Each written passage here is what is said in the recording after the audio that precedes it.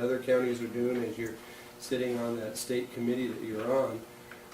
Maybe, you know, maybe Dean Well, these are the and staff. discussions. Well, a couple things we need to do. One, you know, we're always proactive in trying to figure out ways to fund our operations. And right now, you know, I was talking to the Secretary of Corrections the week before last about the possibility of trying to contract some of our space. You know, the biggest need we have right now in our jail, well, other than segregated space overall, is really for the females. Mhm. In talking with them, they need beds. Obviously, you're reading it in the newspaper. They need beds. But the problem is most of the low-level offenders that they don't traditionally have in custody aren't there anymore.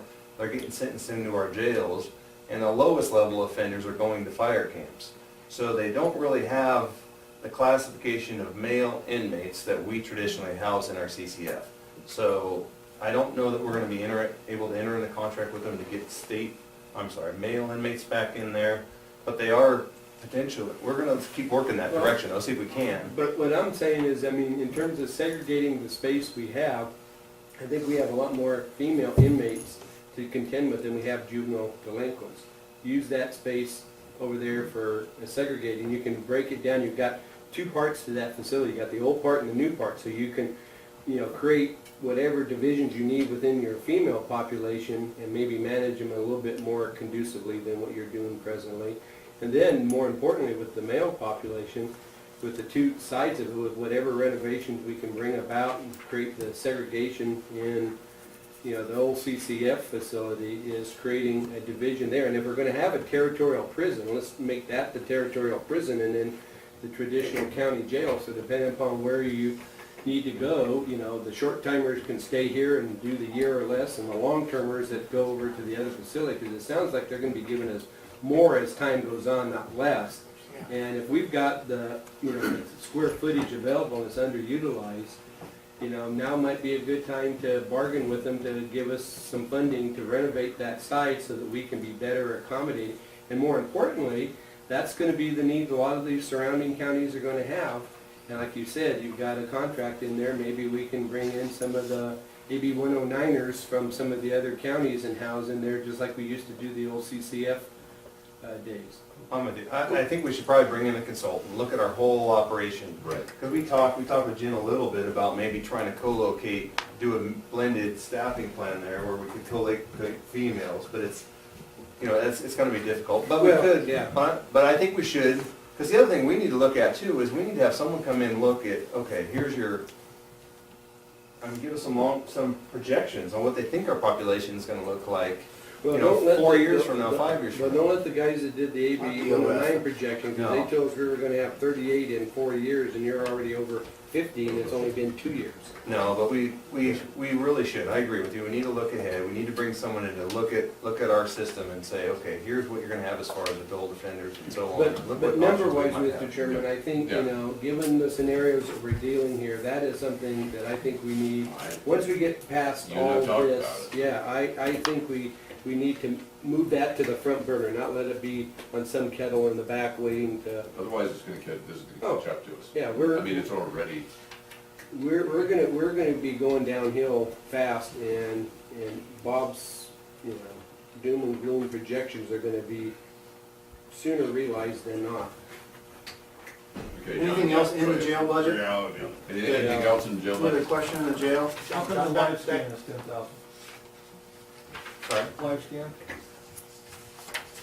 That's gonna be for the warranty on the new equipment we got. There's a collection, the board actually put a resolution together back probably 10 years ago now that adds a $1 fee to vehicle license registrations that allows us to fund not only the equipment purchase, but a part of a body and then the ongoing maintenance on some of that equipment. So that's the electronic fingerprint scanners in the jail for when we do bookings on the one side. On the other side, we use the live scan for all the volunteers, anyone who's going to go volunteer at the college for a sports camp, for Boy Scouts, anything that's going to be around kids. We take all those folks into the lobby and scan them to make sure they're not So the prohibited folks. 10,000 is provide additional warranty on the jail? It is, but the money will, but there's a corresponding revenue with that, Mr. Albaugh. That's, the money's there. Some of it doesn't include one information. We could, yeah, we haven't, because probation got out of the live scan business a while back. It certainly could. Yeah, we're going to try to use some of those funds this year to buy a life scan for probation too, at least some of the fund balance. Back to dispatch, is a 60-40 split appropriate, or 40% of our calls city calls? No, about a 55-45 split to their favor as far as calls for service. The problem, Marty, again, that's a very long discussion that we probably should have a sit down with us first and then decide how we want to engage the city on that, because the contract is very old, it is very dusty, it really doesn't, it's not representative of it's a 60-40 split, but the way the contract was drafted, they're only supposed to pay 60 or 40% of personnel costs. No. But sometime over the course of the last 20-plus years, it migrated and they just started paying 40% of actual.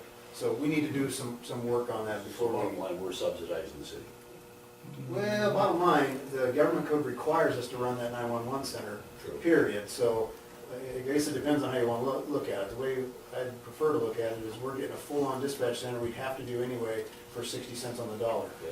So and there are some things that the dispatchers do that I'm mandated to do in the city. So it's not, calls for service or dispatching calls for service doesn't really show the whole picture as far as workload. Well, I think it behooves us, Mr. Chairman, if we could see if we have a contract with any of the entities that's more than 5 or 10 years old. Take a look. I think it needs to, we don't want to be like we were with search and rescue when we had the issue over the transmission and find out that the agreement we had with search and rescue dated back 35 years ago and it was negotiated on a napkin. So let's not even, you know. We have a similar issue with animal control, so we package it. So- Well, we've got good rapport going on right now with city and county administration, so now would be a good time, Marty, for you take care to of some of those clean some of that stuff up. Next is a 526 jail doc. We talked about that. Is there any questions about that? That's documented and prescriptions in the 526. Do you have any idea of what the Affordable Care Act will do to your cost? I mean, there's no way, you budgeted no savings for it, so if something happens, that'll be found money for it sometime after the first year. Probably, if you flip the page to 528, probably more so in the jail hospital budget this year. Yeah. Moving ahead, we're gonna try and work with Mel and her shop to see if there's a way to partner with public health to where maybe public health can handle the sick call for us. And there might be some cost savings there, but that's tough to predict right now. When we start talking about hiring doctors and nurses and things of that nature, $5,400 is a drop in the bucket. Sure is. How are the services that you're getting, like, you know, one of the problems we had in the past with both the jail physician and hospital care was the lack of mental health services created a whole lot of scenarios that things spun out of control. Has that been improved at all with the Mental health? Yeah. with Yeah, the mental health services are much better. Yeah, well, I know they're much better, but hopefully it's more than just much better in terms of meeting the needs of the individuals involved, but it directly would affect what would be the medical costs of somebody spinning out of control and having, you know, ancillary, Yeah, I mean, I think it's helped in reducing the number of conflicts we have with people who are suffering from mental illness. You know, that early intervention, getting on proper medications. The area we're still trying to work is that coordination between the mental health service provider and our contract physician.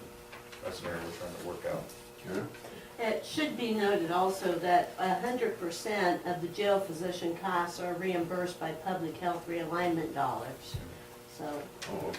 right, which is a good thing, but you still have to Right. be, you know, it's still a cost. we have an 88% increase in your medical, the hospital care budget Right. over the last 2 years. Right, over the last, say, 8 years though, it's averaged about $350 a year. And we just had an extraordinarily low year in 10-11 where it was 128. But we've had years, you know, prior to that where it's been as high as 6. But So- you said one case can, One case So would you're blow way it out. out. Just arrest healthier people. And that's part of the problem with realignment too, is you've got these people for a longer period of time.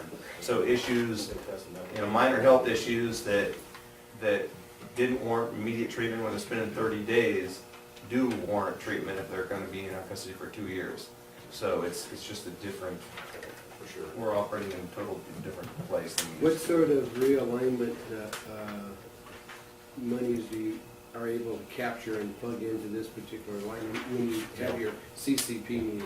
It's big. Actually, a couple sheets and we'll be able to detail it. The next sheet is vacancy savings. We went ahead and threw that in, although it's not one of our budgets.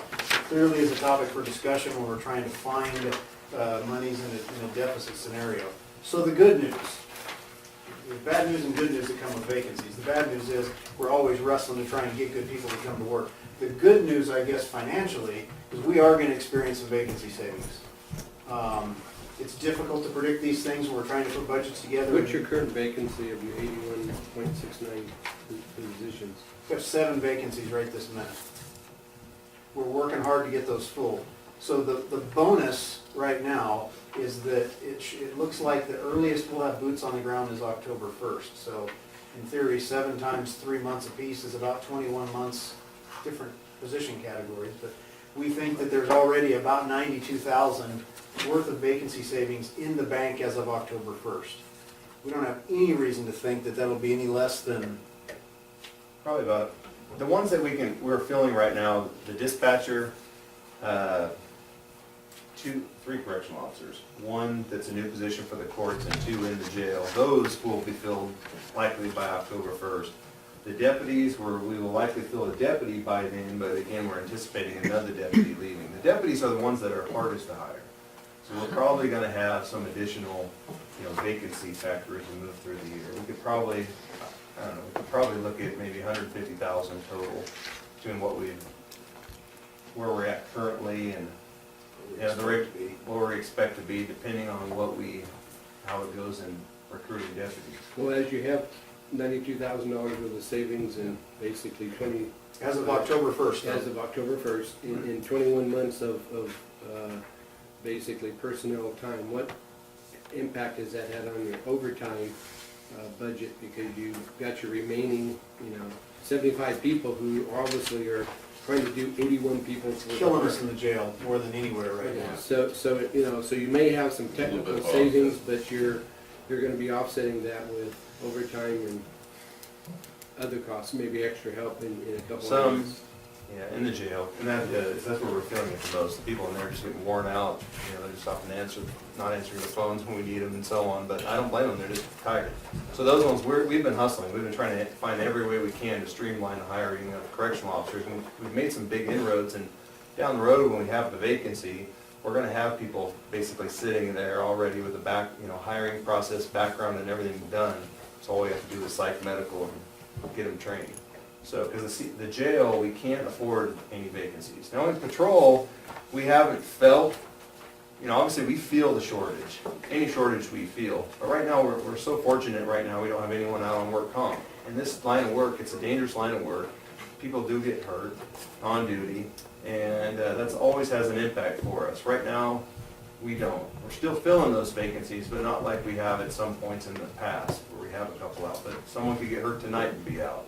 So, but still, it's gonna take longer to hire those deputies. We're still working on hiring them. Again, we have one expected vacancy in the very near future as far as the deputy sheriff goes. But yeah, we'll probably end up experiencing about 150,000. We'd like to look at it mid-year, depending on what you guys adopt as far as the budget, and we could probably get a closer projection on what we expect to be under there. But a cautionary tale that goes with that, not just the overtime discussion that Mr. Chapman brought out, but last year, the first place we went to help prop up jail medical was with salary savings and with some unemployment savings out of what was the CCF. The prior year, the first and only time that year we had to prop up jail hospital, that was 93,000 that came out of salary savings. So this may be, I think it's important to get plugged in. I saw Marty carving it out here already, but there may be other demands on those funds as well. Just something John gave it So to you you, said took just a little back there. So the next one is inmate welfare. Yep. We talked about that, has to be for the health benefit and education of the inmates. This is really it's cost neutral to public safety or general funds, but clearly if you have any questions about what it's for, what we buy with it, or what it does, we can,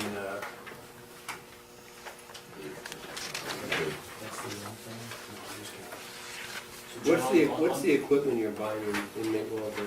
You got 20,000 plugged in there. that's another one where there's a carryover fund balance, so once we meet all of the ongoing costs, we plug that, we just try not to keep that money parked on the sidelines, so we don't have to come back for an adjustment if something comes up. So that's We use this, it to buy like TVs for the housing units and variety of things. if needed. But it often If goes needed. unspent.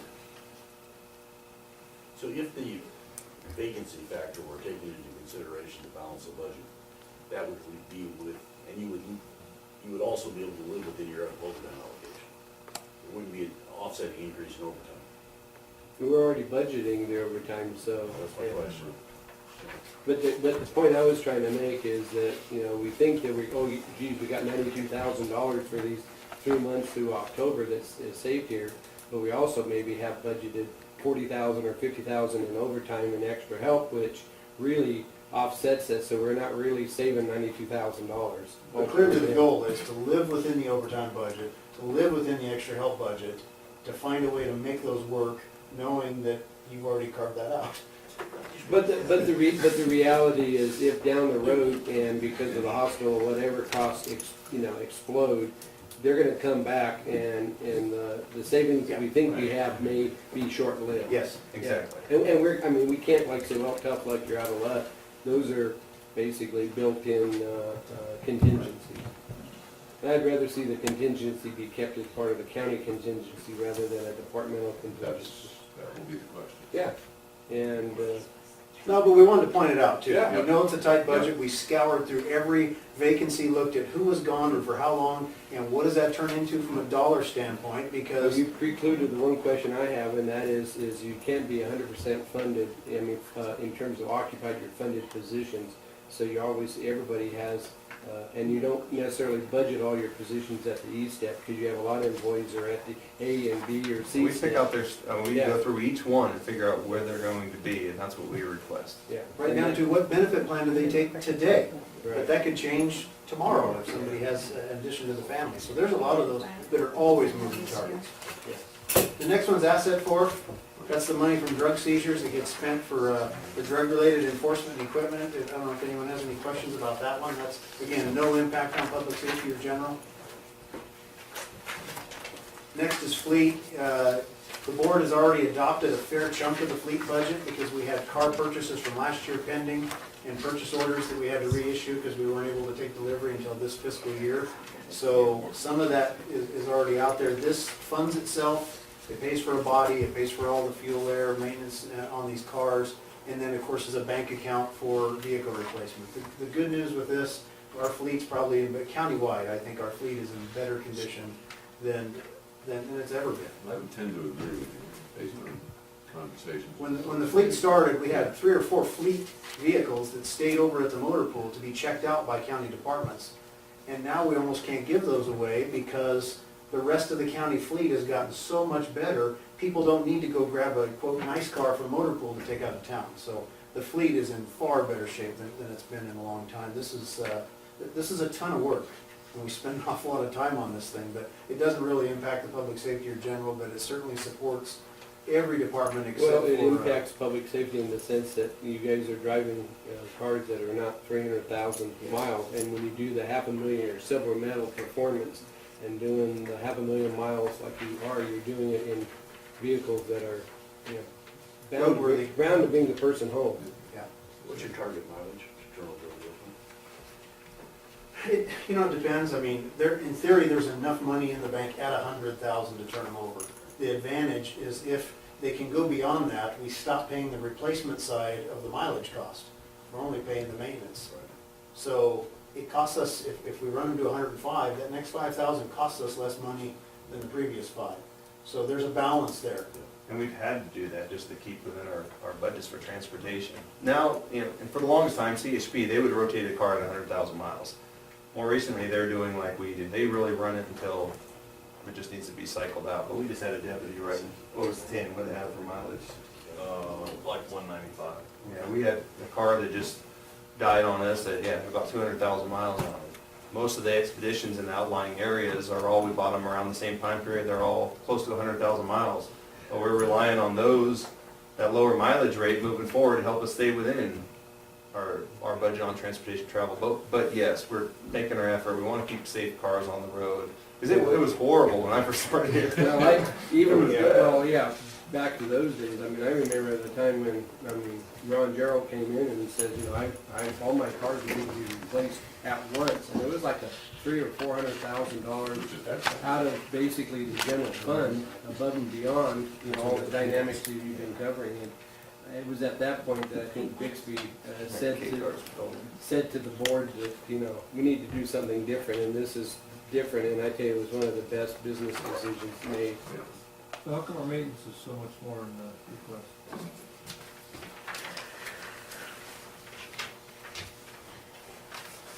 Do we have the money to pay for the Which maintenance? line are you looking at? 701.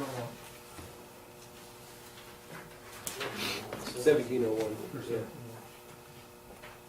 Well, there again, we plug that in there, and if we need it, we need it. If we don't, then we don't. And, you know, fortunately, again, as the fleet gets younger, Just kind of like your boat thing, the maintenance gets less. It makes it pretty nice.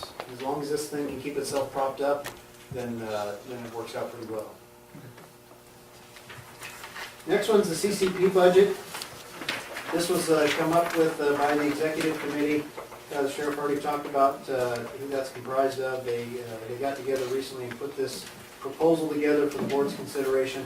Out of the salaries and wages, that includes, it includes 2 correctional officers, it includes 2 correctional clerks, it now includes 2.25 for you, Jen? Yes. 2.25 probation personnel. So those are the salary things you see in the top half of that budget.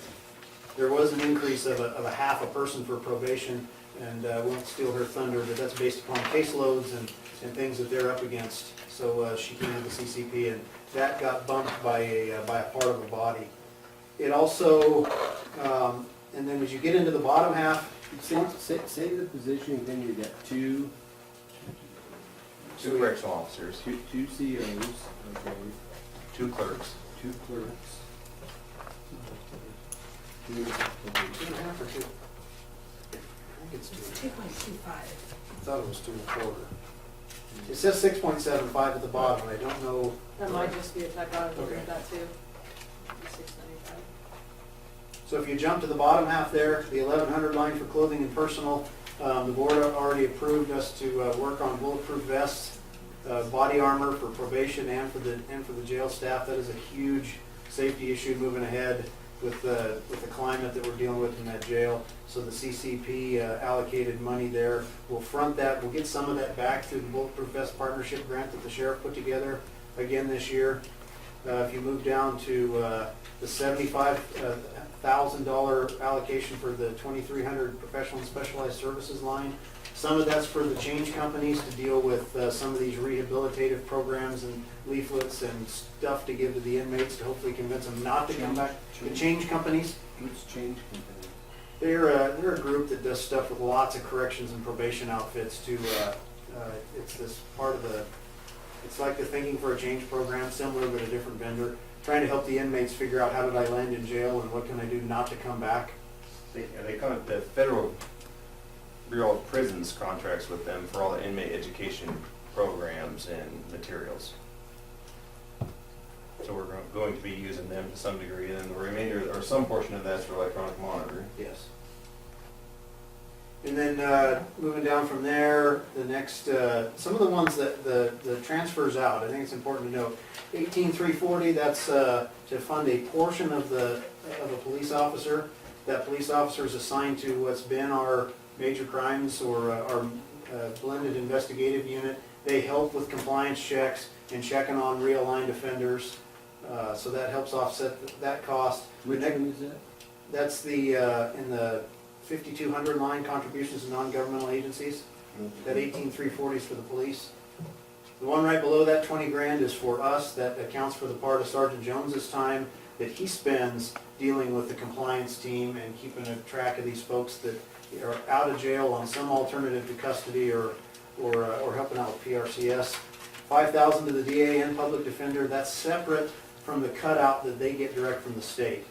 So there is a separate cutout of about 18 grand, 17 grand that goes straight to DA and public defender to be split. But the CCP carved out an extra 5 and 5 for them this year. $25,000, we asked them to carve this money out for consideration of a jail sergeant. Again, we've talked